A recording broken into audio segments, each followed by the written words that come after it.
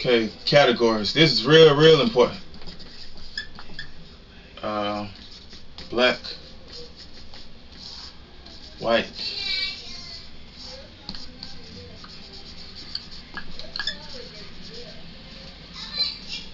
or American. Okay.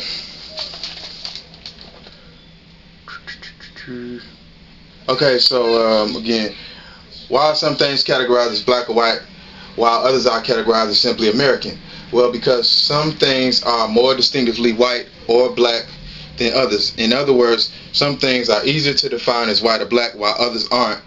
Distinctively different things about one group are rejected by the other group, while things that don't stand out as much while things that don't stand out as very different about one group is embraced by the other group. Once one group embraces part of another's culture, this piece of culture is no longer distinctively white or black because it no longer serves the purpose of separating the two groups. It now serves the purpose of uniting them. When this happens, it is no longer declared white or black, but simply American. So basically, the things that are defined as black or white change over time, while some stuff pretty much stays the same. Whether or not some things remain categorized as white or black or American depends on whether or not it's accepted or rejected by both groups. Okay, so now I'm going to elaborate on that a little bit.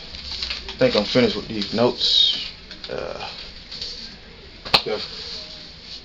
So basically what I'm saying is, if something that's for years, for whatever reason, has been mostly associated with white culture, over time people will get this idea in their head or grow to believe that this is a white thing. Same thing for black culture. If something's mostly associated with black people, for instance R&B music or whatever, because so many black people listen to that, or even though rock and roll was originally invented by, well, I won't say reinvented it, the raw sound and the raw the energy, the raw version of rock and roll, the old ass version of rock and roll that we invented is nothing like the newer version, but we set the foundation for, or we black culture would be at the roots of rock and roll.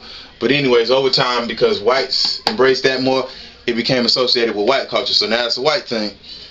But for instance, let's say something like jazz. That's a perfect example.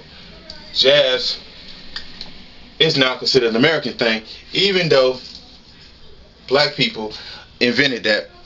And the reason is because, number one, it's dying as far as popularity. It still remains, people still play jazz and all of that, but it's not as popular as it was. And so because it became less associated with black culture, white people started embracing it more, because it no longer served the purpose of separating black and white culture, because whites embrace it so much over the years.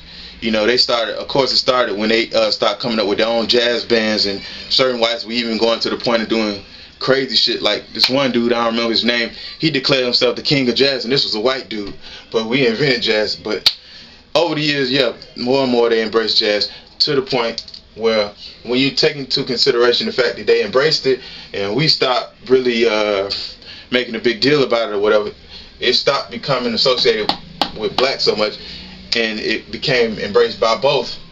And once that happens, it no longer serves the purpose of separating, it now serves the purpose of uniting, because they both accepted, both groups. So it's now an American thing. So it's kind of like a magic trick. You sprinkle a little bit of white culture and black culture on something, and bam, you get American culture. It's American now. And it's a lot of stuff that was once declared black or white. Well, now it ain't a lot of stuff that was once declared white. It's a lot of shit that was once declared ours that's now declared just American. You know. But that's just how it goes. Again, if something no longer serves the purpose of separating two groups, it now unites them, and it's now American.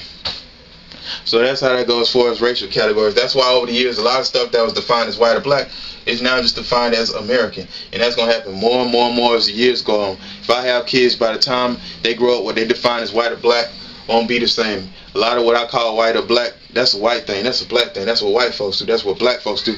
They're going to just say that's American, which is kind of ambiguous. The term American is ambiguous, because it's like, how do you really define that? I hope I spelled that right. How do you define American? If you can interpret that any kind of way. White and black, you can interpret that any kind of way too, but this is even more unclear. These two definitions are real unclear, but this is even more unclear. So once you say this is American, you really throw people, it really confuse people. But that's what's going to happen more and more. That's just a sign that people are, I guess it's becoming more of a melting pot, or however you want to phrase it. That's going to happen more and more.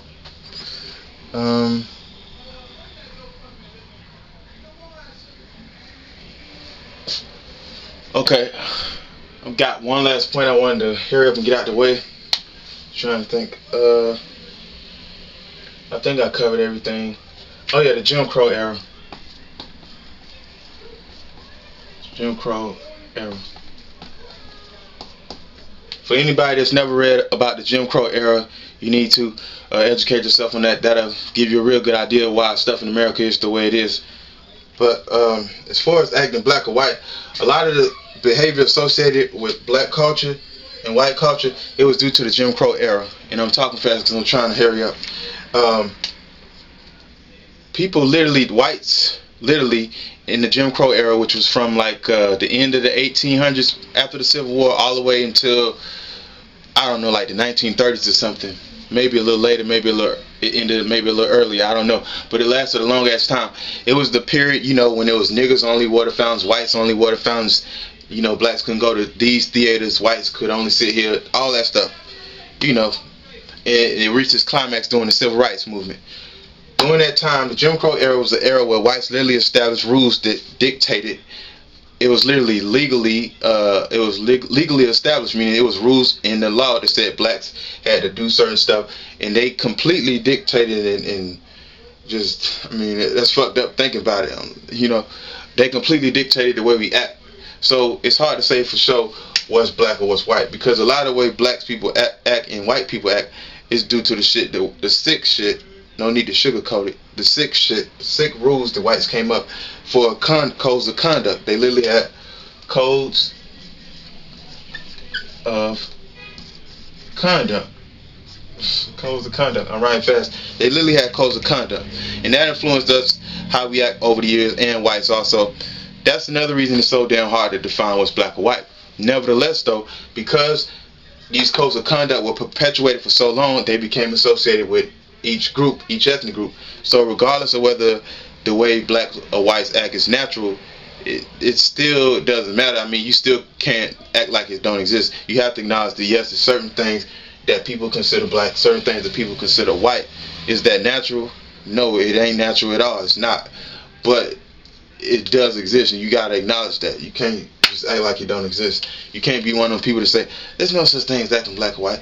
Yes, it is. You shouldn't ask yourself, is there such thing as acting black or white? You should ask yourself, is this natural? Was this socially constructed? And the answer would be yes, it is socially constructed. And I just want to add one last thing. Going back to this codes of conduct thing, for all y'all white racist ass, punk ass dudes to be on YouTube and stuff and anywhere talking shit about the way black people act and stuff, go to hell and meet your ancestors there and get mad at them, not us, for the way we act, because it's their fault. Yeah, I just want to add that. I know people probably thinking, oh, that's harsh to say that. No, it's not. Harsh is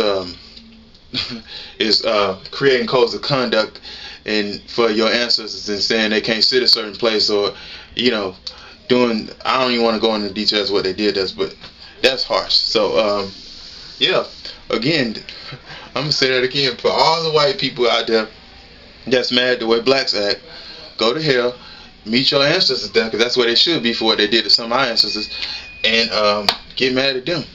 But I don't want to end this on a bad note. Again, basically when it comes down to, as far as acting black or white, it's not a fact. So I wouldn't insist on it. I wouldn't insist that anybody base the way they act and base their life on that.